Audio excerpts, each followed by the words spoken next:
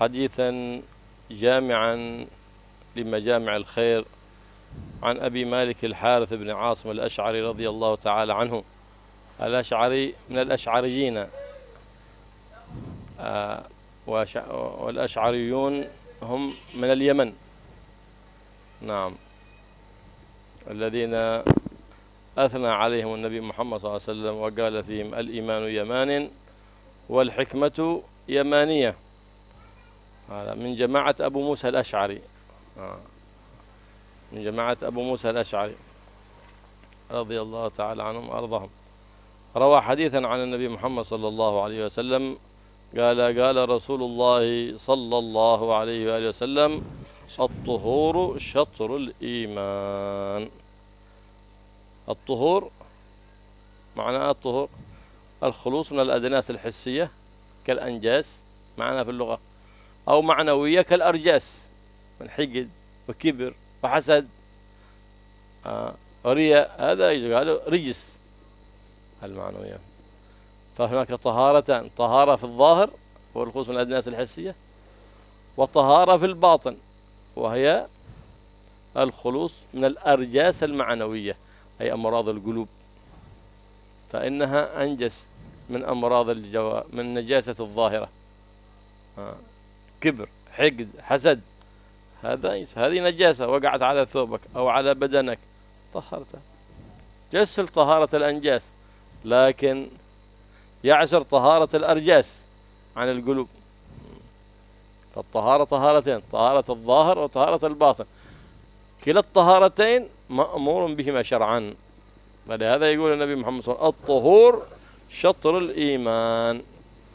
أما الطهور معناه عند الفقهاء رفع حدث أو إزالة نجس أو ما في معناهما وعلى صورتهما، كلما رفع حدث الأكبر أو أصغر أو إزالة النجس عن الثوب أو البدن أو ما في معناهما وعلى صورتهما كالغسلة الثانية وكالتيمم، هذا كله في معناه. وعرفه الشيخ بن حجر: فعل ما تتوقف عليه إباحة ولو من بعض الوجوه، والأول هو للإمام النووي فلهذا استحسنه الفقهاء وهو الذي يذكرونه في كتب الفقه. هذا الطهارة الظاهرة والطهارة الباطنة يقول فيها النبي محمد صلى الله عليه وسلم: الطهور شطر الإيمان، يعني نصف الشطر ونصف.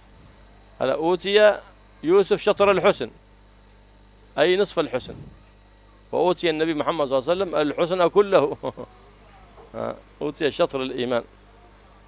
نعم، فالطهارة هي التي تقوي الإيمان في الباطن، فبامتثال أمر الله واجتناب كل ما نهى الله عنه، نعم، فهذا شطر الإيمان. هذا هناك من سيدتنا نفيسة عندما أخبرت بوفاة الإمام الشافعي فما أثنت عليه بكثرة كلام ولا بعلم ولا عمل، فقالت: كان رضي الله تعالى عنه، لأنه كان مريدا لسيدة نفيسة ويأخذ العلم عنها رضي الله عنهما، فكان رجلا يحسن الطهور. كان رجلا، هذه الثناء بس، هذه ترجمة تكفي ما أثنت عليه. كان يقوم الليل، كان يصوم النهار، لا، قالت: كان رجلا يحسن الطهور رضي الله تعالى. فغفر الله للإمام الشافعي فأمرت أن تمر جنازته على بيتها، فمرت جنازة فصلت عليه وهي في بيتها، فسمعوا النداء بعد أن صلوا على الإمام الشافعي، سمعوا صوتا ولا يرون شخصا. غفر الله للإمام الشافعي بصلاة السيدة نفيسة، وغفر الله لمن صلى على الإمام الشافعي بالإمام الشافعي رضي الله تعالى عنه وأرضاه. الشهور شطر الإيمان، أساس متين للإسلام الطهور. الله يرزقنا طهارة الظاهر وطهارة الباطن.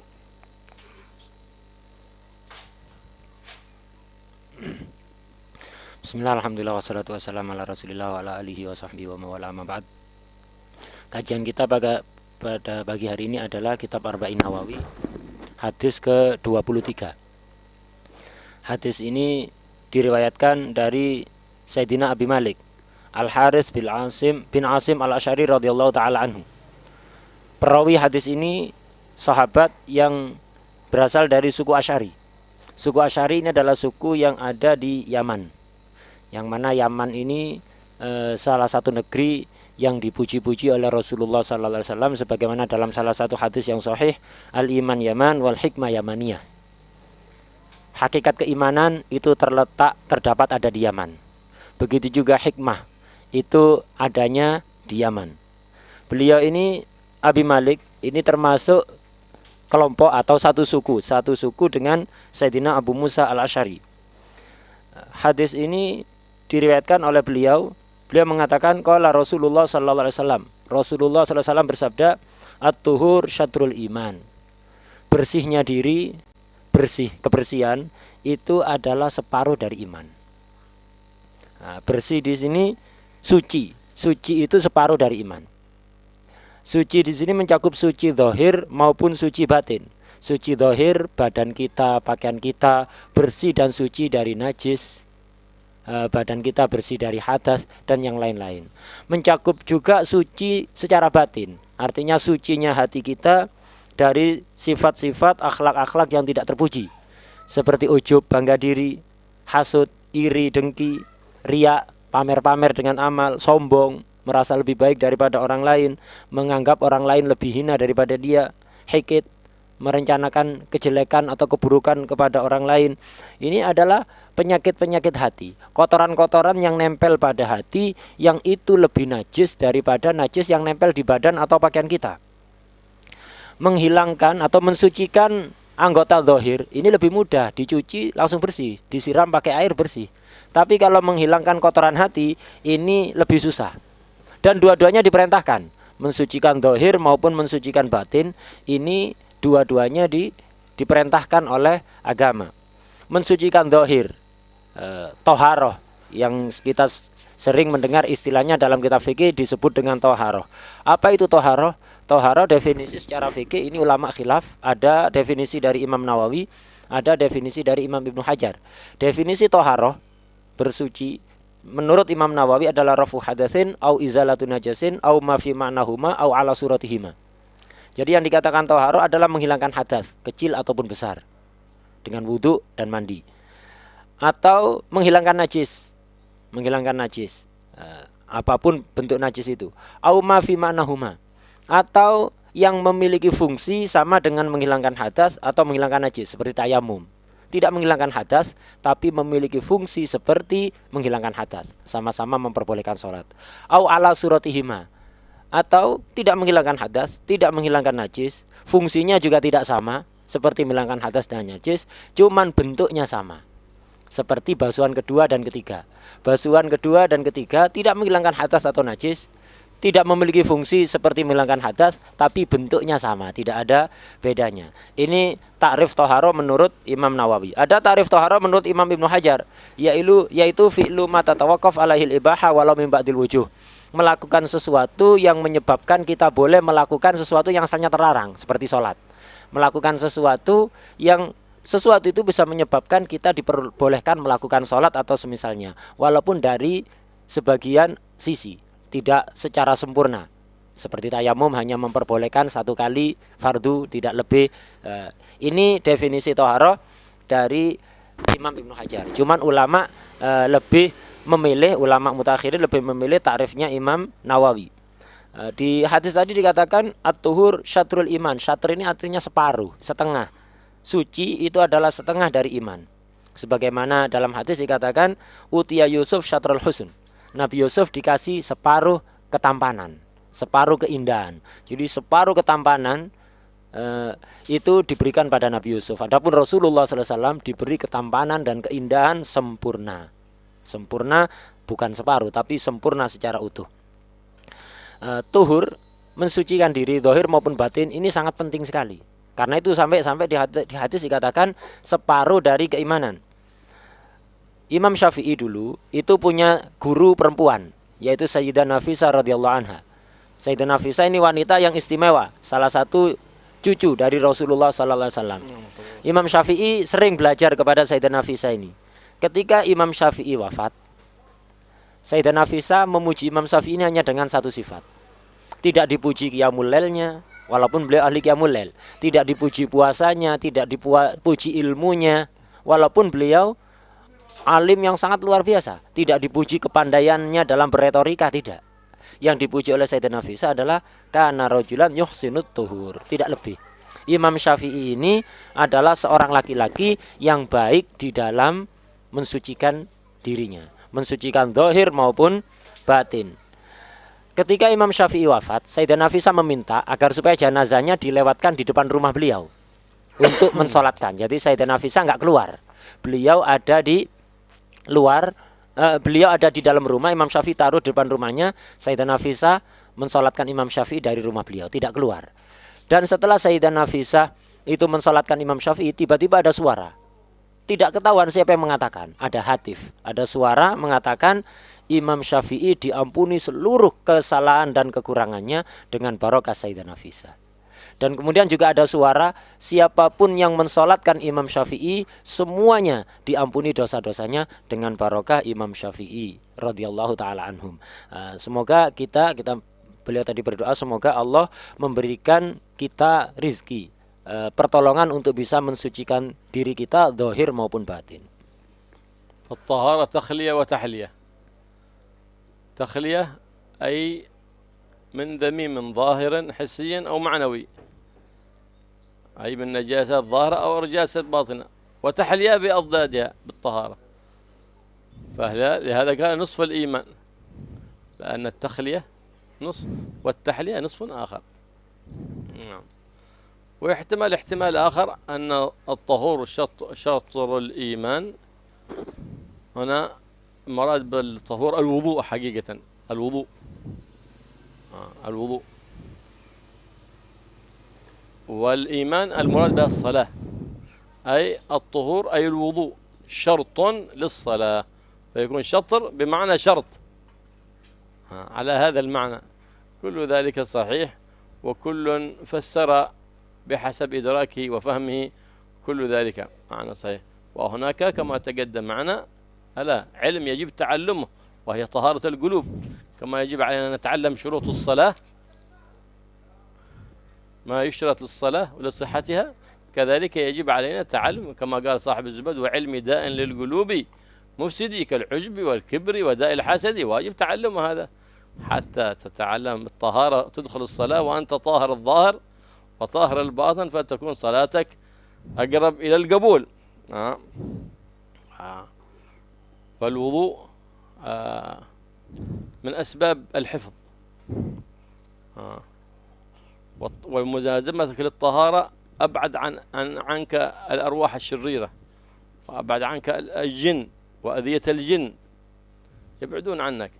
فإن الأوساخ هذه هي التي تجلب الجان والروائح الكريهة. أما الروائح الطيبة والنظافة تبعد عنك هذه لا. نعم. لهذا ورد كما قال صاحب الجوهر: وجل الوضوء يكفر، أي ورد عنه صلى الله عليه وسلم أن من توضأ وضوءا تاما غفر الله له ما تقدم من ذنبه وما تأخر. ما شاء الله. فالوضوء من الأسباب المكفرة للذنوب، وتتحاتى الخطايا. كلما تمضمضت خرجت معاصي الفم، استنشقت خرجت معاصي الأنف، وهكذا تخرج معاصي الوجه واليدين والرأس والرجلين. كل ذلك بالوضوء الذي علمنا إياه النبي محمد صلى الله عليه وآله وسلم. نعم. ويرضى الله عنك إذا أنت لازمت الطهارة. كان اثنان من الطلبة فتح الله، وكان متساويين، فتح الله على أحدهما قبل الآخر. قال: لماذا؟ قال: ليش شيخ هذا ملازم للطهارة أكثر، فهو دائما يلازم الطهارة ويحرص في جلوسه على استقبال القبلة. ولهذا أشرق النور على قلبه قبل أخيه. نعم. والنبي محمد صلى الله عليه وسلم يوصي خادمه أنس بن مالك رضي الله عنه: إن استطعت أن تكون دائما على طهارة فافعل، حاول على قد استطاعتك. نعم. ليش؟ إيش السبب يا رسول الله؟ قال إن ملك الموت إذا قبض روح إنسان وهو على وضوء أعطي ثواب الشهادة.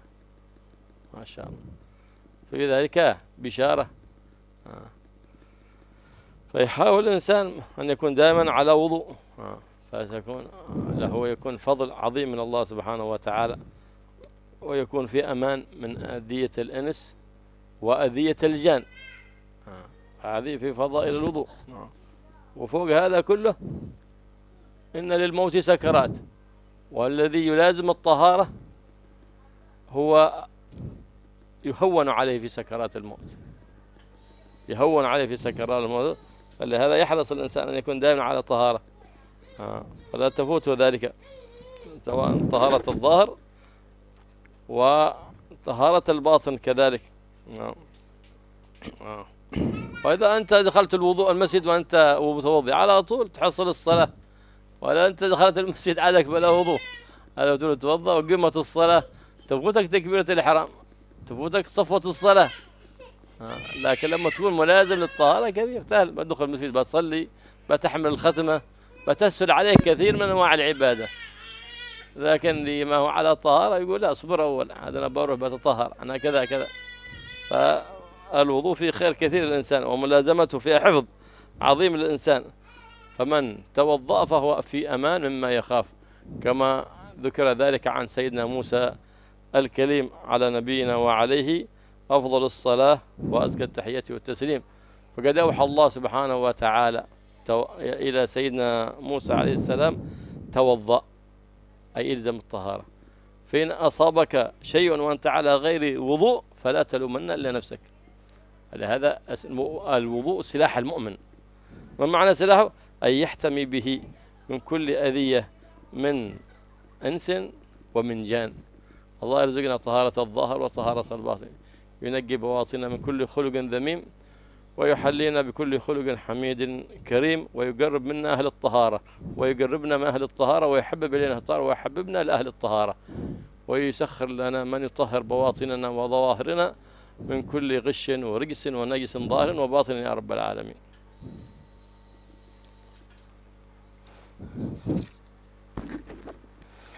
Tadi dikatakan at-tuhur syatrul iman. Suci itu adalah setengah dari iman. Bersihnya diri zahir maupun batin ini setengah dari iman. Karena iman itu intinya ada dua, yaitu takhliyah dan tahliyah. Yang pertama pakai kha, yang kedua pakai ha. Iman itu intinya ada dua itu, yaitu takhliyah, membersihkan diri zahir batin dari kotoran. Itu. Setelah itu baru tahliyah, menghiasi diri dengan sifat-sifat yang terpuji. Nah, berarti inti iman itu dua. Takhliyah inilah tuhur, membersihkan diri ini adalah tuhur. Makanya dikatakan setengah iman. Ini menurut penafsiran sebagian ulama. Sebagian ulama mengartikan maksudnya at-tuhur syatrul iman. Yang dimaksud tuhur di sini adalah wudu. Iman di sini maksudnya sholat. Suci itu adalah setengah dari sholat. Artinya setengah yang dimaksud di sini adalah syarat. Toharo, wudu itu adalah syarat dari sholat. Ini pemahaman sebagian ulama yang lain. Masing-masing ulama punya pemahaman dan semuanya benar. Jadi semua pemahaman-pemahaman yang disampaikan dari para ulama penafsiran itu tidak ngawur. Itu hasil ijtihad ulama dan semuanya kita yakini itu adalah benar. Nah, ala kulli hal, mensucikan diri zahir maupun batin ini sama-sama wajib, bukan hanya zahir. Karena itu mempelajari ilmu bagaimana cara mensucikan hati kita itu termasuk ilmu yang wajib yang harus kita pelajari, sebagaimana dikatakan di dalam Zubat, wa ilmu da'in lil qulubi musidi kal ujwi wal kibri wa da'il hasadi.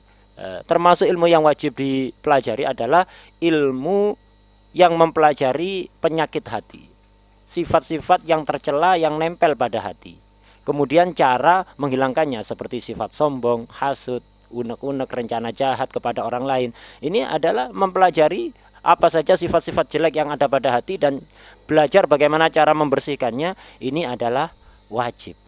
Kembali kita ke pembahasan toharo secara zahir, membersihkan diri secara zahir. Di antara toharo secara zahir yaitu adalah wudu. Wudu ini keistimewaannya sangat banyak sekali. Di antaranya orang yang dalam keadaan wudu ini akan dijaga oleh Allah, dilindungi oleh Allah, sebagaimana Allah mewahyukan kepada Nabi Musa. Allah memerintahkan Nabi Musa untuk wudu, selalu menjaga wudu, selamanya wudu. Kemudian Allah mengatakan Kalau kamu tertimpa musibah, tertimpa sesuatu yang kurang menyenangkan, ketika kamu dalam keadaan hadas, tidak punya wudhu, maka jangan salahkan siapa-siapa, salahkan dirimu sendiri.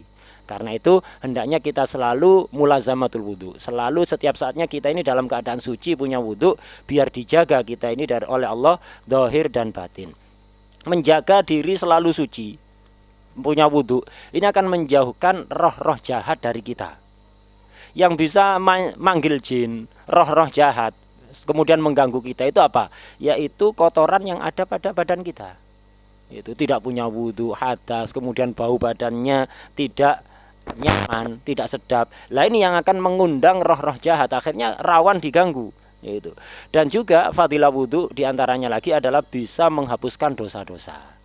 Sebagaimana diriwayatkan bahwa orang itu kalau wudhu ketika dia berkumur, dengan mengeluarkan air kumurannya maka seluruh dosa-dosa yang di mulutnya akan keluar. Dengan menghisap air ke hidung, dosa-dosa yang nempel di hidung akan keluar. Dengan membasuh wajah, membasuh tangan, mengusap kepala, membasuh kaki, dosa-dosa yang nempel di situ semuanya akan rontok, sehingga selesai wudhu orang itu bersih dari dosa-dosanya, sebagaimana di dalam kitab Jauharah dikatakan wajal wudhu yukafiru. Ada riwayat dari hadis bahwa wudhu itu bisa menghapuskan dosa-dosa. Kemudian ada kisah dulu itu ada dua santri belajarnya bareng kepada guru yang sama, tapi yang satu mendapat futuh terlebih dahulu.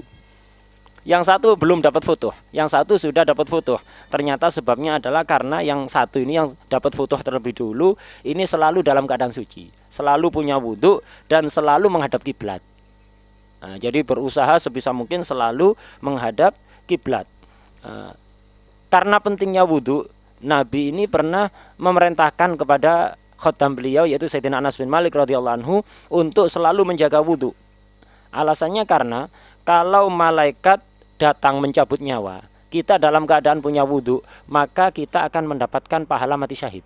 Jadi orang yang dicabut nyawanya dalam keadaan punya wudhu, dia akan tercatat sebagai orang yang mati syahid. Kemudian orang mau meninggal itu akan mengalami sakarat, sakit yang luar biasa beberapa kali, bukan hanya satu kali, beberapa kali sakit yang hebat luar biasa sebelum meninggal. Nah, orang yang selalu menjaga wudhu itu akan diringankan sakaratul mautnya. Beda dengan orang yang tidak menjaga wudhu. Kemudian orang yang punya wudhu ini gampang melakukan kebaikan. Misal kita masuk ke masjid sudah punya wudhu, sholat diikomati, langsung bisa ikut sholat, kita tidak ketinggalan takbirnya imam, tidak masbuk. Kemudian masuk masjid bisa langsung sholat sunnah, bisa baca Quran. Banyak kebaikan yang bisa kita lakukan kalau kita sudah punya wudhu. Nah, tapi kalau datang ke masjid belum punya wudhu, komat, bingung kejeding, akhirnya jadi masbuk atau minimal ketinggalan takbir bersama imam, yang mana inti dari sholat, intisari daripada sholat itu adalah ketika kita takbir langsung setelah imam. Kita kehilangan pahala yang sangat besar luar biasa. Jadi hadas itu menghalangi kita dari banyak kebaikan. Kita tidak bisa baca mushaf dan seterusnya.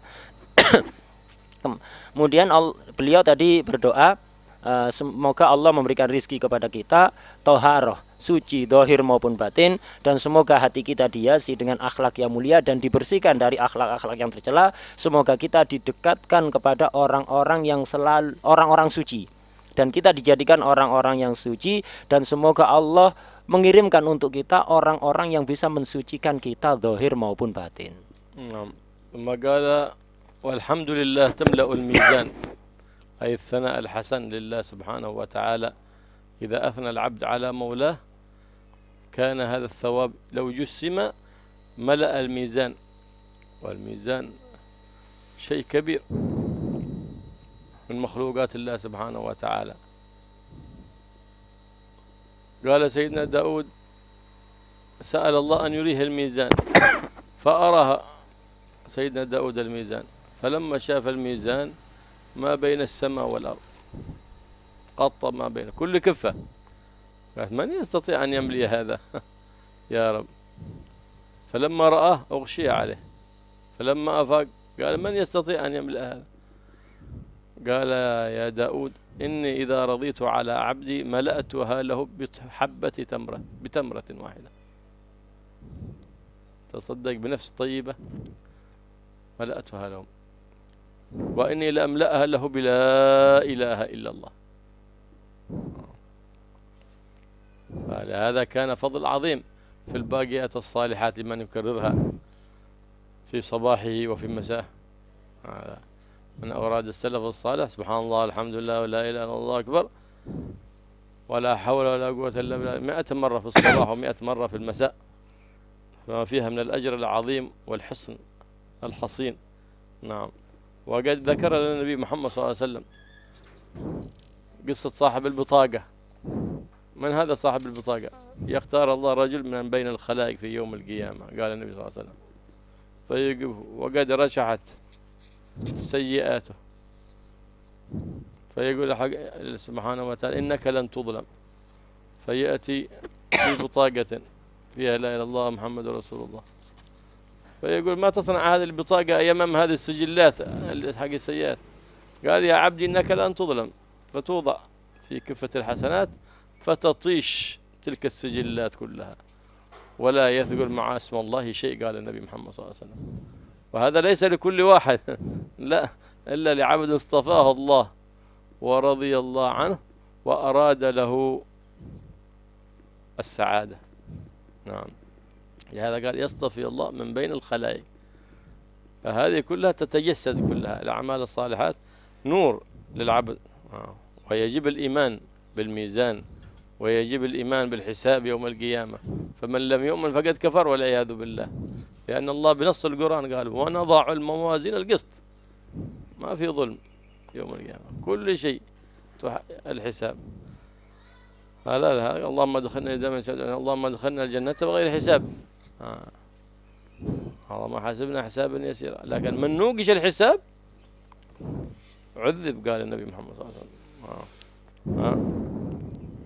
الله يدخلنا الجنة وإياكم بغير حساب، غير سابقة عذاب ولا ابتلاء ولا امتحان، لا في الدنيا ولا في البرزخ ولا في الآخرة يا رب العالمين.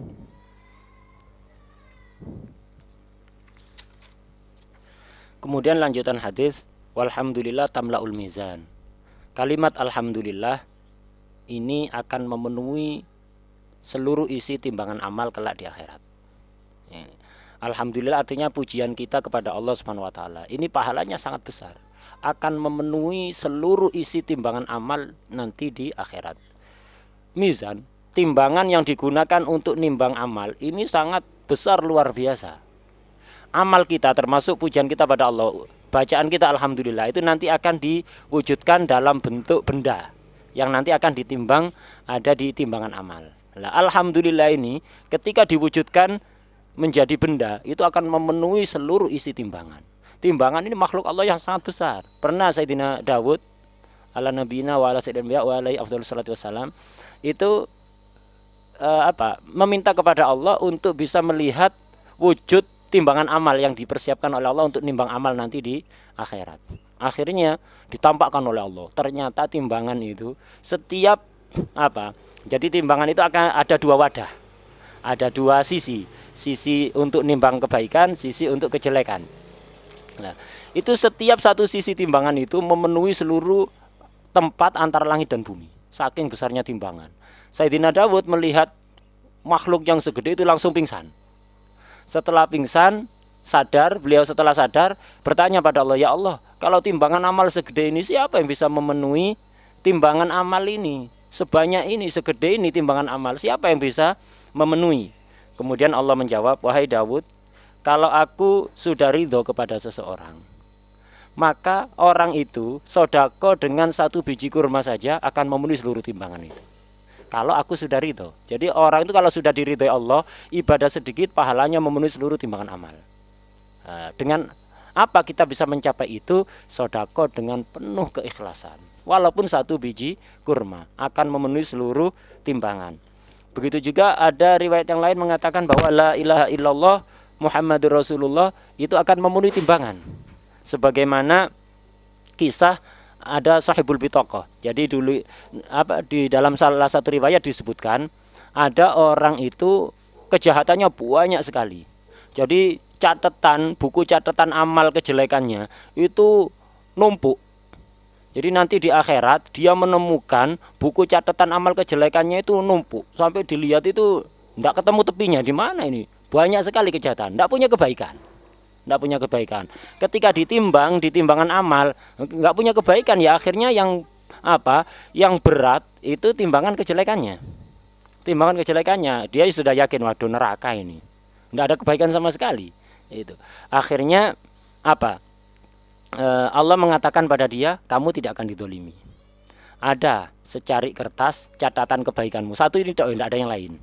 Isinya adalah di kertas itu tulisan la ilaha illallah Muhammadur Rasulullah. Akhirnya ini kamu tidak akan terdolimi. Dia bingung, ya Allah, ini kejahatan saya, kertasnya numpuk kayak gini sampai nggak bertepi. Ini satu secari kertas kecil, bagaimana bisa ngimbangi ini? Kamu tidak akan didolimi, kata Allah. Akhirnya ditimbang. Begitu ditimbang langsung menjadi lebih berat daripada amal kejelekannya tadi. Secari kertas itu menjadi lebih berat dari setumpuk-tumpuk kertas catatan kejelekan. Nah, kemudian dikatakan bahwa kok bisa seperti ini, dia heran. Akhirnya dikatakan wala yaskul ma'asmillahi syai'. Tidak akan bisa yang mengimbangi nama Allah. Jadi kalau sudah nama Allah ditaruh di sisi timbangan, maka yang lain akan kalah semuanya. Seberat apapun akan kalah. Tapi perlu jadi catatan, riwayat hadis yang seperti ini, orang jahatnya luar biasa, kebaikannya cuman itu dok, zikir la ilaha illallah tadi itu tidak semua orang akan bisa diperlakukan seperti itu nanti di akhirat. Ini orang-orang khusus yang memang dikehendaki menjadi orang yang beruntung oleh Allah. Tidak semua orang. Jangan kemudian wis pokoknya udah punya la ilaha illallah lakukan apa saja nanti kalah semuanya. Enggak. Ini untuk orang-orang khusus saja yang memang dikehendaki kebaikan oleh Allah, tidak untuk semua orang. Kemudian termasuk zikir yang sangat utama adalah al-baqiyatus sholihah, subhanallah walhamdulillah wala ilaha illallah wallahu akbar. Ini juga pahalanya sangat besar sekali, karena itu salaf selalu istiqomah mengamalkan zikir ini setiap pagi dan sore masing-masing 100 kali, pagi 100 kali, sore 100 kali. Ini pahalanya sangat luar biasa besar. Kemudian mizan, timbangan amal, ini adalah salah satu yang wajib kita imani. Walaupun kita tidak pernah melihat timbangan itu, tapi kita wajib yakin bahwa itu ada. Kenapa? Sudah dikabarkan oleh Allah di dalam Al-Quran. Siapapun yang mengingkari adanya timbangan amal kelak di akhirat, maka dia keluar dari iman sudah. Dia menjadi orang kafir waliyadzubillah. Kemudian kita juga dianjurkan untuk sering meminta kepada Allah agar dimasukkan ke surga tanpa hisab, tanpa adab, dan tanpa musibah terlebih dahulu. Kita sering-sering minta doa seperti itu. Kenapa? Orang itu kalau sudah dihisab, menukisal hisab udzib. Orang yang didebat nanti di akhirat untuk hisab, maka ini pertanda dia akan disiksa. Karena itu kita memohon kepada Allah Subhanahu wa taala agar supaya kita semuanya dimasukkan ke dalam surganya tanpa hisab, tanpa adab, tanpa ibtila, baik di dunia maupun di akhirat. Subhanallah walhamdulillah tamla'an atau tamla shakk ar-rawi ma baina as-sama' wal-ard. Ay law jussida wa jussima dhalika ath-thawab لملأ أي صار مالئا ما بين السماء والأرض لعظم ثواب هذا الذكر العظيم وهو التسبيح والتحميد. فلهذا ورد أن من قال سبحان الله وبحمده. ما معنى سبحان الله وبحمده؟ أي أسبح الله، أي أنزهه تنزيها تسبيحا مقرونا بحمده سبحانه وتعالى. يقول سبحان الله وبحمده من أوراد السلف الصالح، كل يوم وليلة سبحان الله وبحمده 100 مرة. فقد قال صلى الله عليه وآله وسلم من قال سبحان الله وبحمده 100 مرة حطت عنه خطاياه وإن كانت مثل زبد البحر. فهو من الأذكار التي بواسطتها تغفر ذنوب العبد. سبحان الله وبحمده. وكذلك من الأسباب الجالبة للرزق. سبحان الله وبحمده سبحان الله العظيم. استغفر الله من بين أذان الصبح وصلاة الصبح من الأسباب الجالبة للرزق، من الأسباب الجالبة للعافية. مواظبتك على هذا الذكر بما فيه من التسبيح بحمد الله سبحانه وتعالى والاستغفار، وهو الإقرار بالذنب. النبي محمد صلى الله عليه وسلم يعجز أحدكم أن يكسب كل يوم 1000 حسنة؟ كيف هذا يعني؟ قال يسبح الله 100 مرة فتكتب له 1000 حسنة.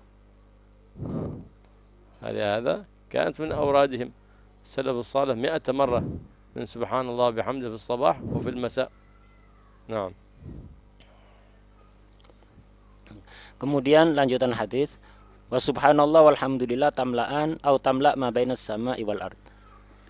Kalimat subhanallah walhamdulillah ini akan memenuhi antara langit dan bumi.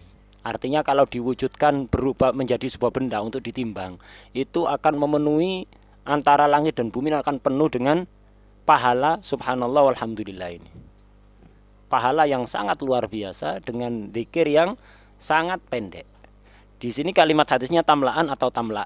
Ini rawinya syak, ragu apakah yang beliau dengar dari Nabi tamlaan atau tamla. Karena itu zikir ini sangat penting sekali untuk kita amalkan. Ini zikir yang sangat istimewa. Kalau salaf mengamalkan zikir ini pagi dan sore masing-masing 100 kali. Jadi siang 100 kali, malam itu 100 kali. Subhanallah walhamdulillah. Itu. Seandainya orang yang mengamalkan ini, membaca zikir ini 100 kali dalam satu hari, itu seluruh dosanya akan diampuni walaupun seperti buih lautan. Jadi sebanyak apapun dosa, kalau orang istiqomah mengamalkan zikir ini subhanallah walhamdulillah 100 kali setiap hari, maka dosa-dosanya akan diampuni. Atau juga zikir yang biasa kita baca sebelum sholat subuh, setelah sholat qobliyah dan sebelum sholat subuh, biasa membaca subhanallah wa bihamdih subhanallahil adzim astaghfirullah. Ini juga sangat istimewa. Ini zikir ini bisa memancing, melancarkan rizki kita, rizki zahir maupun batin, dan bisa menambah keselamatan kita. Kita akan selalu dijaga oleh Allah, diberi kesehatan, keselamatan. Orang yang istiqomah membaca zikir tersebut subhanallah bihamdih subhanallahil adzim astaghfirullah. Kemudian dalam hadis yang lain Nabi pernah berkata kepada para sahabat, apakah kalian tidak mampu untuk setiap hari menambah kebaikannya 1000, menambah 1000 kebaikan? Itu. Sahabat bingung, bagaimana Rasulullah dalam sehari kita menambah 1000 kebaikan? Rasulullah kemudian mengatakan, tidak susah untuk menambah 1000 kebaikan setiap hari, cukup dengan berzikir 100 kali setiap hari, yaitu dengan membaca tasbih. Itu akan dicatat 1000 kebaikan dan akan diampuni 1000 kesalahan. قال والصلاة نور. الصلاة المستجمعة لشروطها وآدابها أركانها سننها هذه نور في القلب، يشرق نور في قلب العبد، نور في حياته ونور في قبره ونور بعد مماته في حشره وفي نشره، بل تكون تاجا على رأسه يوم القيامة وظلة عليه تستره من حر الشمس يوم القيامة. من حافظ على الصلوات الخمس فأدرك الثواب العظيم. وأفضل الأعمال هي الصلاة، أفضل أعمال الجوارح. لذلك الصلاة خير موضوع. وحيث مدحت الصلاة المراد بها المستجمعة للحضور والخشوع للشروط والأركان والآداب والسنن. فيقول النبي محمد صلى الله عليه وسلم من حافظ على الصلاة كانت له نور وبرهان ونجاة يوم القيامة، ومن لم يحافظ عليها ليس له نور ولا برهان ويوم القيامة خائف ذليل. ففي المحافظة على الصلوات خير كبير. كيف وهي تدعو لك إذا حفظت؟ تقول الصلاة إذا عديتها بشروطها وآدابها وأركانها تقول حفظك الله كما حفظتني، ثم تصعد إلى السماء حتى تسجد عند ربها وتشفع لصاحبها. وإذا أنت أهملت ولم تؤديها أو أديتها لكن بلا خشوع ولا حضور تقول ضيعك الله، تلف كما يلف الثوب الخلق، تقول ضيعك الله كما ضيعتني. فتحول ثواب الصلاة ودعاء الصلاة وتكون شافعة لك عند الله سبحانه وتعالى. فإذا أردت أن تمر على الصراط كالبرق قال في الحديث من حافظ على الصلوات الخمس في أوقاتها جاز الصراط كالبرق الخاطف، ما شاء الله، نعمة كثيرة يعني مع السابقين الأولين من الأنبياء والمرسلين. ثم بعد ذلك يوم القيامة قال وجاء يوم القيامة ووجهه كالقمر ليلة البدر يضيء. فالصلاة شأنها عظيم جم عند الله، وهو أول ما يحاسب عليه العبد يوم القيامة الصلاة. فإن وجدت تامة تمت له أعماله، وإن وجدت ناقصة شدد عليه في الحساب. فنسأل الله سبحانه وتعالى أن يوفقنا وإياكم للصلاة بآدابها وشروطها وأركانها، يرزقنا الحضور والخشوع في الصلاة. فإن الله سبحانه وتعالى بشر المصلين وسيد المصلين محمد صلى الله عليه وآله وسلم، فقال بشر المشائين في ظلم الليل إلى المساجد بالنور التام يوم القيامة. الله يجعل لنا نورا في قلوبنا ونورا في ظاهرنا ونورا في باطننا يا رب العالمين. Kemudian lanjutan hadis adalah wassalatu nur. Salat itu akan menjadi cahaya. Cahaya bagi orang yang menjaganya, yang melakukannya, yang akan menerangi hatinya, menjadi petunjuk bagi dia, baik di dunia, di kuburan, atau nanti di hari kebangkitan, di hari kiamat, akan menjadi cahaya. Tapi sholat yang dipuji di dalam ayat dan hadis itu perlu dikasih catatan. Jadi tidak mutlak sholat. Sholat yang memenuhi semua syarat dan rukunnya, sunnah-sunnah dan adab-adabnya, khudur, khusyuk sholatnya, itu yang akan mendapatkan pahala yang sempurna. Nah, jadi bukan sekedar sholat, tapi sholat yang benar, yang sesuai syarat rukun, melakukan adab-adab, sunnah-sunnah, dan juga khudur serta khusyuk. Kemudian dikatakan bahwa orang yang biasa menjaga sholat itu nanti di hari kiamat akan diberi semacam mahkota oleh Allah. Jadi sholatnya akan dijadikan mahkota yang terbuat dari cahaya, yang mana mahkota itu akan melindungi dia dari panasnya matahari atau panas yang dialami oleh orang nanti ada di mahsyar, ada di hari kiamat. Semua orang kepanasan. Nah, orang yang menjaga sholat 5 waktunya itu akan diberi mahkota dari cahaya yang akan melindungi dia dari panas yang ada pada saat itu. Dalam hadis yang lain dikatakan bahwa orang yang menjaga sholat, maka itu sholatnya itu akan menjadi cahaya dan akan menjadi dalil, menjadi burhan bagi dia yang akan menyelamatkan dia nanti di hari kiamat. Dalam hadis yang lain juga dikatakan bahwa ketika orang itu menjaga sholat, kemudian dilakukan semua syarat rukunnya, wudhunya, rukuknya, sujudnya, bacaannya dilakukan secara sempurna, maka sholatnya akan mendoakan dia. Sholatnya akan mendoakan dia. Ketika sholat itu dilakukan secara sempurna, maka sebelum naik sholat ini, pahala sholat ini, sholat akan mendoakan orang tersebut, hafidhakallah kama hafidhani, semoga Allah menjagamu sebagaimana engkau menjaga aku. Nah, setelah itu baru sholat itu naik ke langit dan akan menjadi cahaya. Kemudian cahaya itu sampai kepada Allah, dan cahaya inilah, cahaya sholat ini yang akan memberikan syafaat nanti di hari kiamat. Sebaliknya, kalau ada orang sholatnya tidak benar, maka sholatnya akan mendoakan jelek. Jadi sebelum naik sholat ini, dia akan mendoakan jelek.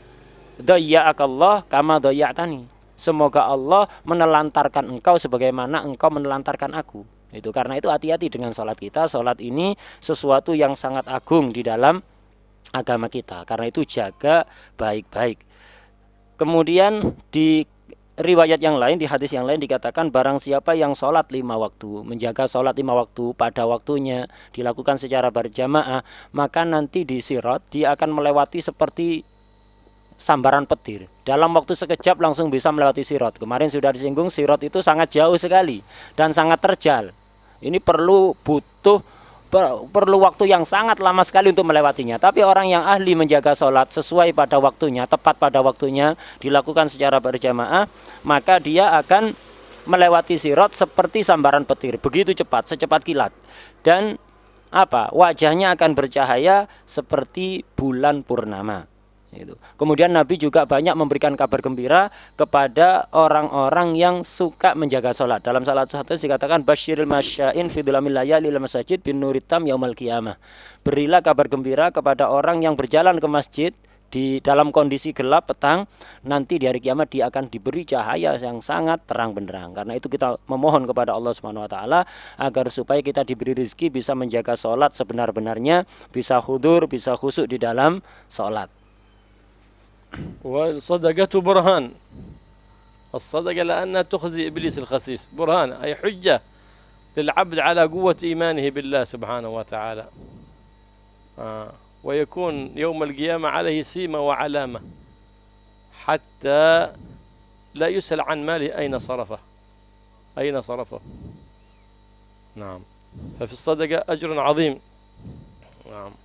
وما من رجل في الحديث عنه صلى الله عليه وسلم يتصدق بصدقة إلا حفظ من لدغة العقرب، ما يموت بلدغة ولا يموت بهدم يسقط عليه شيء ويموت، يعني يحفظ من ميتة السوء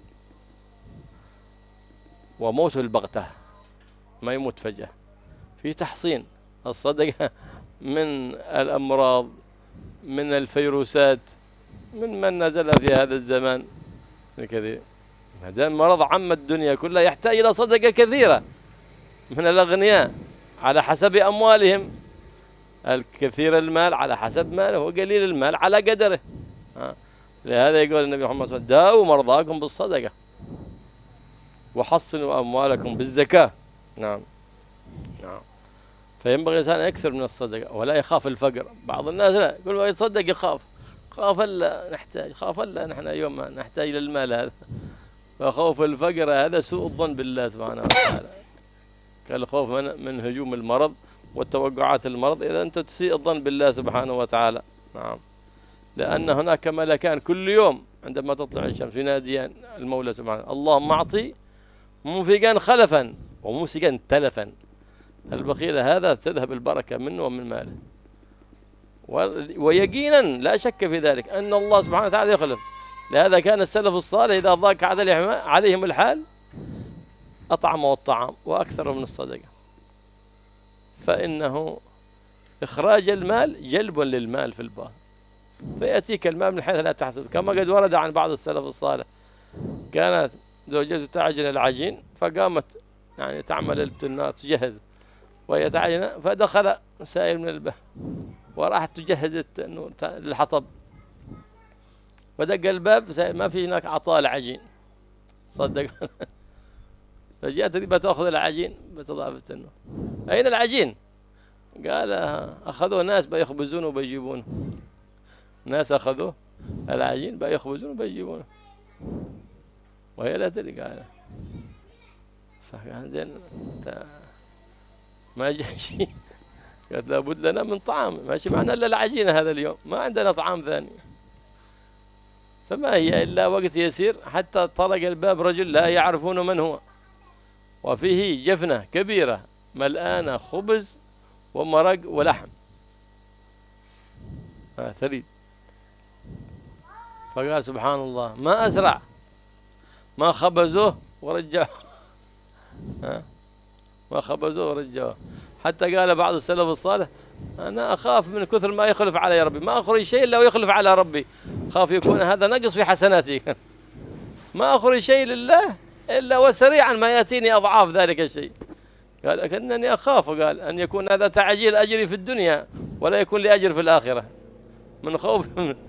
وهذا من محبة الله لهم ورضا بصنيعهم، أخلف الله عليهم في الدنيا وفي الآخرة ثواب عظيم من المولى الكريم، لأن الصدقة تكون ظلا وسترا على العبد من حر الشمس ومن حر الأذى، وتكون له شفيعا عند الله سبحانه وتعالى.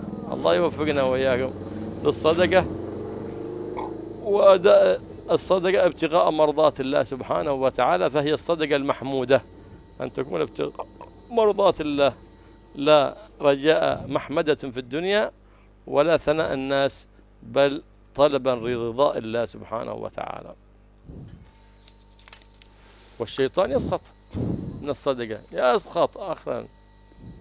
ما تخرج الصدقة من البيت حتى تكسر لحي 70 شيطان. نعم. الشيطان يفرح بماذا؟ أي إنسان في قلبه خوف الفقر يفرح الشيطان. ما شاء الله. أحسن أحسن فرح عنده في قلب إنسان يصلي ويصوم لكن عنده هذا يرضي الشيطان. هذا العبد يمشي في رضاء الشيطان وفي سخط الرحمن. وأسر ما يكون إذا قتل مؤمن مؤمنا أو آذى مؤمن مؤمن، هذا يكون الفرحة الكبرى عند الشيطان. هذه مرة. وأكثر من هذا كله يفرح إذا مات العبد على سوء الخاتمة، مات كافر والعياذ بالله، مات على سوء الخاتمة، هذه أكبر فرحة، لأنه ضمنه يقينا من أصحاب السعير. فيخزي الشيطان.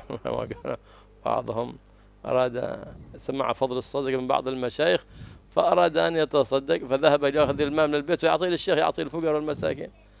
فوجدته زوجته على الباب: أين أعطيها المال؟ نحن أحوج إلى المال هذا. فلا زالت تنازعه حتى سقط المال وذهب وتركها. فجاء إلى الشيخ فقال: يا شيخ، أنت تقول لنا صدقة صدقة، وأنا رغبت في فضل الصدقة وكسرت لحي 70 شيطان، لكن عندي زوجة في الدار هي أشد علي من 70 شيطان. الزوجة البخيلة ما فيها بركة، الزوجة الكريمة زوجة مباركة.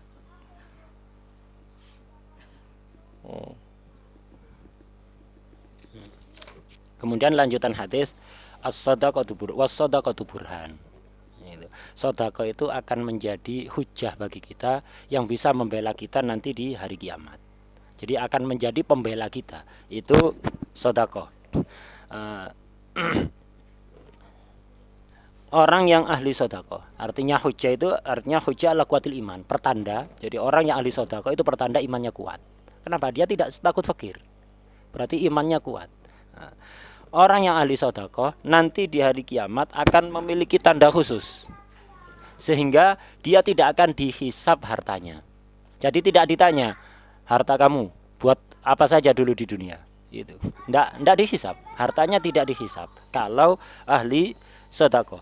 Dan termasuk keutamaan sedekah adalah orang yang ahli sedekah tidak akan mati dalam kondisi buruk, aman dari mati su'ul khotimah, tidak akan mati mendadak, tidak akan mati disengat kalajengking atau hewan berbisa lainnya, tidak akan mati karena kerobohan bangunan atau pohon. Artinya akan dijaga dari mati dalam kondisi buruk. Dan sedekah ini juga akan menjaga seseorang yang ahli sedekah dari penyakit, dari virus, dari musibah yang macam-macam. Sekarang ada penyakit menyebar di seluruh dunia, maka sedekahnya harus banyak. Jangan sedekah sedikit kepingin selamat. Itu sedekahnya harus banyak, terutama yang kaya-kaya. Itu harus sedekah diperbanyak lagi kalau kepingin selamat, karena penyakitnya menyeluruh ke seluruh dunia. Itu jadi menyebar ke seluruh dunia, akhirnya ya harus lebih banyak lagi sedekahnya. Sebagaimana sabda Rasulullah SAW, dawu mardakum bis sadaqah wa hassinu amwalakum biz zakah. Obatilah orang sakit di antara kalian dengan bersedekah, dan jagalah harta kalian dari kerusakan, dari ketidakberkahan dengan zakat. Itu di dalam sedekah kita jangan pernah takut fakir. Waduh, kalau saya sedekah nanti ya apa nasib saya, nasib keluarga saya, usaha saya bisa bangkrut nanti. Jangan. Kenapa? Itu suudzon kepada Allah. Orang yang selalu khawatir fakir, khawatir ketularan penyakit, setiap saatnya ketakutan, panik, takut kena penyakit, takut fakir, takut bangkrut, ini berarti dia telah bersuudzon, berburuk sangka kepada Allah Subhanahu wa taala. Orang yang sedekah tidak perlu khawatir, akan diganti oleh Allah. Setiap pagi Allah itu akan mengutus malaikat memberikan pengumuman. Jadi setiap pagi itu ada malaikat khusus mengumumkan, khusus berdoa, isi doanya adalah Allahumma ati munfikon khalafan. Ya Allah, orang yang menginfakkan hartanya, mensedekahkan hartanya, berilah ganti. Allahumma ati mumsikan talafan. Ya Allah, orang yang eman pada hartanya, tidak mau diinfakkan, tidak mau disedekahkan, hancurkan hartanya. Ini bisa jadi akan menyebabkan kehancuran harta itu, rusakkan hartanya. Ada kalanya memang habis ludes hartanya, atau masih ada secara zahir tapi tidak ada barokahnya sama sekali. Sedekah itu jangan khawatir fakir. Kenapa? Itu akan mendatangkan ganti yang lebih besar. Karena itu adat ulama salaf dulu itu, kalau udah rizkinya seret, memperbanyak sedekah. Tidak seperti kita, seret tambah medit. Itu. Kalau salaf itu enggak. Kalau rizkinya sudah seret, sedekahnya diperbanyak dan akan langsung mendapatkan ganti yang lebih besar. Sampai sebagian salaf itu takut. Jadi setiap kali sedekah langsung dapat ganti, sedekah langsung dapat ganti, kontan dan lebih besar, sampai dikhawatiri Allah, jangan-jangan ini balasan sedekahku di dunia, di akhirat tidak tersisa apa-apa nanti. Itu sebagian salaf sampai begitu, karena memang sedekah itu begitu bisa melancarkan rizki. Pernah suatu saat ada orang miskin, suami istri itu miskin, dia tidak punya apa-apa di rumah. Waktu itu mau makan, istrinya mempersiapkan adonan roti, sedikit secukupnya untuk makan waktu itu aja, tidak ada yang lain sudah. Nah, setelah menyiapkan adonan roti, istrinya ini menyalakan tumang, menyalakan ya tempat masak pakai kayu bakar itu, pakai kayu bakar. Ketika dipersiapkan ada pengemis ngetok pintu minta sesuatu, suaminya ini kasihan, waduh ya apa ini, ada pengemis, ditolak kasihan, nggak ditolak tidak punya apa-apa. Akhirnya dia melihat adonan roti itu diambil, padahal tidak ada makanan lain. Adonan roti dikasihkan pada pengemis lain. Setelah itu istrinya setelah selesai mempersiapkan tempat masak, dia balik, loh mana adonan roti tadi? Wah, diambil orang mau dimasakkan katanya. Padahal dikasihkan pengemis. Kata suaminya, oh dimasakkan, ada orang barusan datang ngambil, kita tidak usah repot-repot. Jadi dia katanya mau buat itu roti, mau dimasakkan, kita siap makan aja nanti. Itu. Ditunggu beberapa waktu kok tidak datang-datang, kata istrinya udah mulai bertanya-tanya istrinya. Mana adonan roti tadi kok tidak datang-datang? Ini kita lapar ini, perlu makan sekarang. Tidak lama dari itu ternyata ada orang ngetok pintu. Ada orang tidak dikenal bawa wadah sangat gede, isinya roti sangat banyak, kemudian isinya kuah dan daging. Itu. Suaminya kaget, apa ini? Ya ini untuk kamu. Ini. Suaminya kaget dan akhirnya dia ingat, oh iya ini sedekah tadi, kontan langsung seketika dengan ganti yang lebih besar. Itu. Karena itu kita hendaknya selalu memohon kepada Allah, semoga Allah selalu memberikan taufik, pertolongan kepada kita untuk bisa memperbanyak sedekah hanya karena untuk mencari ridho Allah, bukan ingin dipuji oleh orang lain. Dikatakan bahwa sedekah itu tidak akan bisa keluar dari tangan seseorang kecuali setelah dia melawan 70 setan, mengalahkan 70 setan. Jadi orang yang bersedekah berarti dia habis gelut sama 70 setan dan sudah mematahkan tulang rahang 70 setan. Gitu. Kenapa? Sedekah itu memang berat. Nafsu kita akan menolak. Karena itu orang yang berhasil mengeluarkan sedekah berarti telah menang gelut itu, berkelahi dengan 70 setan. Pernah suatu ketika ada seorang syekh menerangkan dalam pengajiannya menerangkan tentang keutamaan sedekah. Akhirnya salah satu yang hadir ini tertarik, kepingin. Saking kepinginnya segera sedekah, mendengar keutamaan yang begitu besar, pengajian belum selesai dia pulang duluan. Pergi ke rumahnya ngambil uang di lemari, mau sedekah. Ketika mau keluar ada istrinya di depan pintu. Ada di pintu. Akhirnya ngelihat suaminya bawa uang. Mau dibawa kemana uang itu? Iya, mau tak sedekahkan. Disedekahkan, kenapa mau disedekahkan? Iya, barusan saya dari pengajian diterangkan keutamaan sedekah yang begitu besar. Ini saya kepingin dapat pahala yang sebesar itu. Jangan kata istrinya. Itu. Kita perlu ini. Loh, sekarang kan sudah ada cukup. Iya, sekarang besoknya lagi, seminggu lagi, sebulan lagi. Kalau kita tiba-tiba ada musibah, kita tidak punya uang, bagaimana caranya? Akhirnya terjadi perdebatan panjang antara suami istri ini. Intinya istrinya ini melarang sekuat tenaga jangan sampai uang itu keluar sedekah. Akhirnya sampai direbut oleh istri, hartanya, uangnya tadi jatuh. Akhirnya suaminya pergi, sudah putus asa, tidak bisa ini, dikalahkan tidak bisa. Akhirnya kembali ke syekhnya, nanya, "Syekh, tadi Anda mengatakan sedekah itu tidak akan keluar dari tangan seseorang kecuali habis mengalahkan 70 setan." Oh iya benar, memang begitu.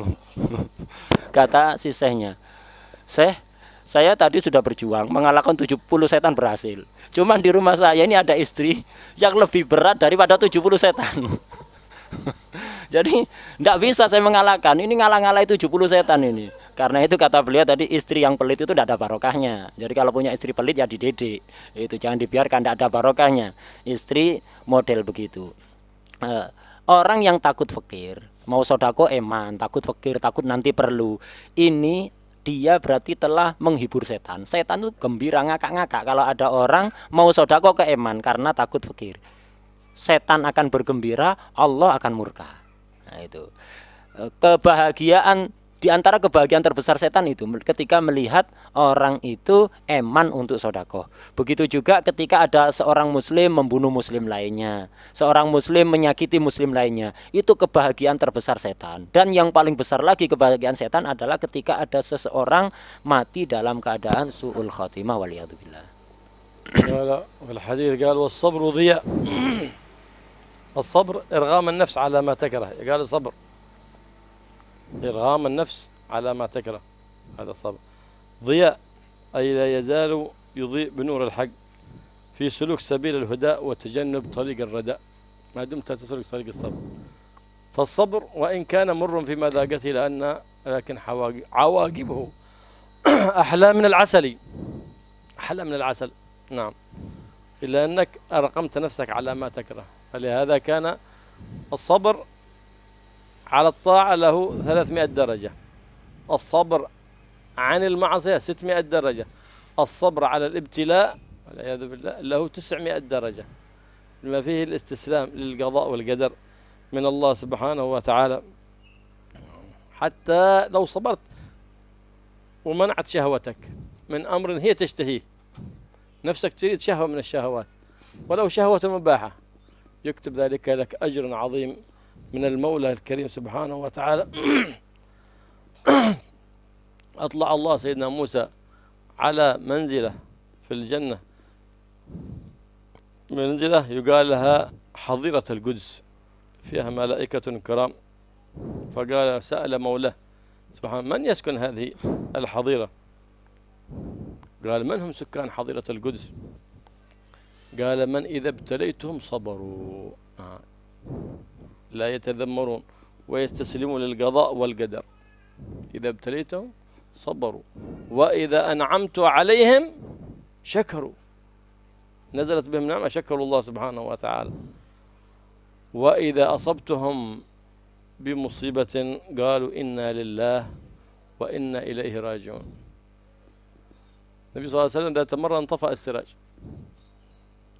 وهو كذلك قال إنا لله وإنا إليه. قال وبعض الصحابة هل هي مصيبة؟ قال كل ما يؤذي المؤمن فهو مصيبة. والنبي صلى الله عليه وسلم قال من أصيب بمصيبة وقال إنا لله وإنا إليه راجعون اللهم أجرني في مصيبتي واخلف لي خيرا منها، كان حق على الله أن يخلف له خيرا مما أخذ منهم. نعم. ومن البلايا التي قد يبتلى بها الإنسان الصبر على الزوجة، إذا كانت سيئة الخلق، فقد ورد بأن من صبر أيما رجل صبر على زوجته وأعطي من الأجر ما أعطي سيدنا أيوب على بلائه. وأيما امرأة صبرت على زوجها على سوء خلقه وأعطيت من الأجر ما تعطى آسيا بنت مزاحم زوجة فرعون. فيها اللي كان أحد صابر على زوجته ما شاء الله والرزق يأتي وكل يوم مرائي يرى مرائي جميلة. بعدين قصف الله عمرها وماتت، تزوج امرأة صالحة ما شاء الله عابدة طائعة، فصار ما عنده شيء من الرزق، صار يحتطب ويجيب نفسه، نقص عليه الحال، والمرائي حقه نقصت ما عاد شيء مرائي كما أول. شوف هذاك المرائي كانت بسبب صبرك على زوجتك. وهكذا زوجة ترى مرائي كثيرة صالحة ما عندها أعمال كثيرة لكنها صابرة على زوجها، هذا هو الصبر الذي رقاها عند الله سبحانه وتعالى وصف سريرتها حتى كشفت لها من المرائي الصالحة الشيء الكثير. Kemudian lanjutan hadis was-sabru dia. Kesabaran itu akan menjadi cahaya yang akan menuntun kita untuk selalu berada di dalam kebenaran. Orang yang sabar akan dibimbing oleh Allah, diberi cahaya yang akan menuntun dia sehingga tidak melakukan kesalahan. Sabar itu memang awalnya sangat pahit, tapi akibatnya lebih manis daripada madu. Sabar ada 3 tingkatan. Ada sabar di dalam melaksanakan ketaatan, ada sabar meninggalkan maksiat, ada sabar atas musibah.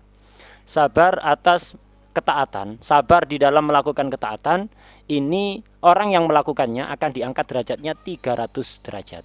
Orang yang sabar meninggalkan maksiat itu akan diangkat derajatnya 600 derajat. Sementara orang yang sabar atas musibah waliyadzubillah itu akan diangkat derajatnya 900 derajat. Termasuk sabar yang sangat besar pahalanya adalah sabar di dalam mengekang nafsu untuk tidak selalu dituruti kemauannya walaupun sesuatu yang mubah. Jadi jangan selalu nuruti keinginan nafsu walaupun itu sesuatu yang halal. Tahan, itu akan menghasilkan pahala yang sangat besar. Suatu ketika pernah Allah itu menampakkan tempat yang sangat istimewa, VVIP ada di surga, yang disebut dengan istilah Hadiratul Qudus. Ini tempat yang VVIP sangat istimewa ada di surga. Keindahan, kenikmatannya lebih dibanding yang lain. Ditampakkan oleh Allah pada Nabi Musa. Kemudian Nabi Musa bertanya-tanya, ya Allah, ini tempat yang VVIP di surga ini untuk siapa? Akhirnya Allah menjawab, ini khusus untuk orang-orang yang ketika mengalami ujian, mereka bersabar, ketika diberi nikmat mereka bersyukur, dan ketika tertimpa musibah hanya mengatakan innalillah wa inna ilaihi raji'un. Ini tempat VVIP ini untuk orang-orang tersebut. Karena itu kita dianjurkan setiap kali mengalami musibah dianjurkan untuk mengucapkan innalillah wa inna ilaihi raji'un. Suatu hari pernah Rasulullah SAW di malam hari di kondisi gelap tiba-tiba lampunya padam. Akhirnya Rasulullah mengucapkan innalillah wa inna ilaihi raji'un. Sebagian sahabat bertanya-tanya, ya Rasulullah, ini hanya lampu yang mati bukan orang yang mati. Itu kenapa Anda mengucapkan kalimat innalillah? Kata Rasulullah, apapun yang tidak mengenakkan kepada orang mukmin itu namanya musibah, dan kita dianjurkan untuk mengucapkan innalillah wa inna ilaihi raji'un. Dalam hadis dikatakan siapapun yang ketika mengalami musibah kemudian mengatakan innalillah wa inna ilaihi raji'un, Allahumma ajirni fi musibati wa akhlif li khairan minha. Sesungguhnya kami ini milik Allah dan kami semuanya akan kembali kepada Allah. Ya Allah, berilah aku pahala di dalam musibahku, selamatkan aku di dalam musibahku, dan berilah ganti yang lebih baik. Siapapun yang ketika musibah membaca zikir tersebut, maka pasti akan diganti yang lebih baik oleh Allah Subhanahu wa taala. Sabar ini banyak modelnya, termasuk kadang-kadang sebagian orang itu harus bersabar menghadapi pasangannya. Ada suami yang harus bersabar atas istrinya, ada istri yang harus bersabar atas suaminya. Dalam hadis dikatakan suami yang sabar menghadapi istrinya yang akhlaknya kurang baik itu akan diberi pahala seperti pahala yang diberikan oleh Allah kepada Nabi Ayub atas musibah berat yang beliau alami. Jadi akan mendapat pahala seperti yang didapatkan oleh Nabi Ayub. Begitu juga istri, ketika punya suami akhlaknya kurang baik, dia kok bersabar, maka dia akan mendapatkan pahala yang besar sekali seperti pahala yang diberikan oleh Allah kepada Sayyidah Asya binti Muzahim, istrinya Fir'aun. Itu karena itu fadilahnya sangat besar sekali sabar itu. Dan kadang-kadang sabarnya seseorang atas akhlak yang kurang baik dari pasangannya justru itu yang melancarkan rizkinya, yang akan mengangkat derajatnya. Pernah dikisahkan, kata beliau, dulu itu ada seorang suami punya istri itu wis cerewetnya luar biasa, bawel itu, kemudian akhlaknya ya gitulah kurang baik. Tapi suaminya ini sabar. Gara-gara sabarnya itu rizkinya lancar, bahkan kedudukannya diangkat di sisi Allah. Dia sering mimpi-mimpi bagus, sering melihat mimpi yang indah-indah. Tidak lama istrinya meninggal. Akhirnya dia menikah lagi dengan perempuan yang masya Allah solehah. Kalau dulu istri yang pertama dulu tidak baik, sekarang istrinya solehah. Tapi setelah menikah dengan istri solehah, rezekinya seret. Tidak pernah mimpinya berkurang, jarang mimpi baik. Akhirnya kemudian dia kasih tahu, kok bisa begini ya, kok aneh begini. Akhirnya dia dikasih tahu, dulu kamu rezekimu lancar, kemudian kamu sering mimpi-mimpi indah, ya gara-gara barokah kamu sabar menghadapi istrimu. Sekarang istrimu sudah baik, tidak ada itu, sudah balasan kamu sudah berkurang. نعم. ثم قال صلى الله عليه وآله وسلم والقرآن حجة لك أو عليك إن أنت أقمت حدوده أي امتثلت ما فيه من الأوامر واجتنبت ما فيه من النواهي. إن امتثلت ما فيه من الأوامر كان حجة لك عند الله، وإن انتهيت عما فيه من النواهي كان لك حجة عند الله سبحانه وتعالى. وإلا فإن خالفت الأوامر وارتكبت النواهي كان حجة عليك والعياذ بالله. فالقرآن كما يكون شافعا للعبد إذا حفظ القرآن، يكون إن ضيع حدوده يكون شاهدا عليه يوم القيامة فيكون سببا في دخوله النار. فينبغي للإنسان أن يحفظ القرآن وأن يعظم القرآن ويصونه في الظاهر في القلب في الباطن وفي الظاهر. إذا أخذه باليمين وقام إليه وقبله ولم يضعه على الأرض هذا من تعظيمه في الله.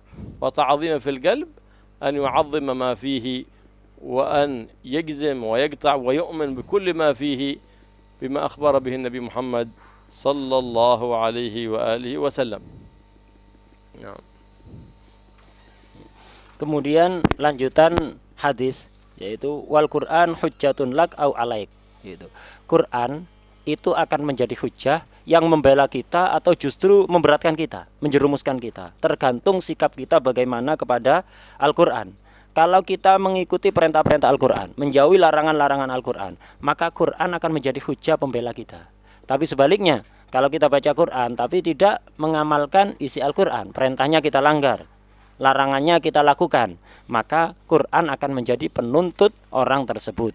Nah, karena itu hendaknya kita itu setelah berusaha ya apa caranya bisa kita hafal Quran, mengagungkan Al-Quran di hati maupun secara dohir. Mengagungkan Al-Quran secara dohir ketika kita ngambil Al-Quran kita cium, jangan ditaruh di bawah. Itu. Jadi ngambil Quran dengan penuh sopan. Ini mengagungkan Quran secara dohir. Dan juga harus mengagungkan Quran dalam hati. Artinya apa? Kita mengimani dan meyakini semua isi kandungan Al-Quran. نعم. ثم قال صلى الله عليه وآله وسلم كل الناس يغدو يعني يصبح ساعيا في أمر نفسه فبائع أي باذل نفسه فمعتقها مخلصها من عذاب الله سبحانه وتعالى أو موبقها أي مهلكها وموقعها في عذاب الله سبحانه وتعالى. فكل إنسان يسعى في خلاص نفسه لأن الدنيا دار له دار العمل والآخرة دار جزاء. فقد ورد عنه صلى الله عليه وآله وسلم أنه قال من قال حين يصبح الله من أصبحت أشهدك وأشهد حملة عرشك وملائكتك وجميع خلقك أنك أنت الله لا إله إلا أنت وحدك لا شريك لك وأن سيدنا محمدا عبدك ورسولك مرة عتق الله سبحانه وتعالى ربعه من القرآن. فإن قالها مرتين عتق الله نصفه من القرآن. فإن قالها ثلاثا عتق الله ثلاث أرباعه من النار. وإن قالها أربعا أعتقه الله جميعه من النار. وكذلك إذا أمسى قالها. فجزا الله الإمام الحداد عنا خيرا إذ وضع لنا ذلك في الورد اللطيف. فينبغي قراءتها أربعا في الصباح وأربعا في المساء. نعم. فلهذا كان عليه عمل السلف الصالح يحرصون على فعل العتاقات، وهناك عتاقات كبرى وعتاقات صغرى حتى يشترون نفسهم من النار وتكون لهم براءة من النار. وقد ورد أنه صلى الله عليه وسلم من قال 1000 مرة سبحان الله وبحمده فقد اشترى نفسه من النار وكان من آخر يوم عتيقا من النار. هذه عتاقة صغرى. وهناك عتاقة كبرى وهي 70,000 من لا إله إلا الله، 70,000 من سبحان الله، 1000 من سورة الإخلاص. هذه عتاقات يمكن الإنسان فيها عتاقات أو يفعلها ثم يهديها لميت من الأموات ليكون شراء لذلك الميت وعتقا له من النار. فينبغي أن يفعل ذلك الأبناء مع آبائهم، المريد مع شيخه إن كان له محبة في قلبه، ينبغي أن يحرص على ذلك أشد الحرص. نعم. الكبرى لا إله إلا الله 70,000 الإخلاص والإخلاص 1000 والإخلاص 1000. هذا كلمتين لا إله إلا الله والإخلاص. Kemudian lanjutan hadis kullun nas yaghdu faba'i nafsahu famu'tikuha au mubikha. Setiap orang itu di pagi hari dia akan melakukan aktivitasnya. Setiap orang beda-beda. Ada orang itu beraktivitas, dia membeli dirinya, artinya memerdekakan dirinya dari adab Allah dengan selalu beraktivitas, melakukan aktivitas ketaatan kepada Allah. Jadi tergantung kita. Kita bisa membeli diri kita dari adab Allah dengan selalu melakukan taat atau justru menjerumuskan diri kita sendiri.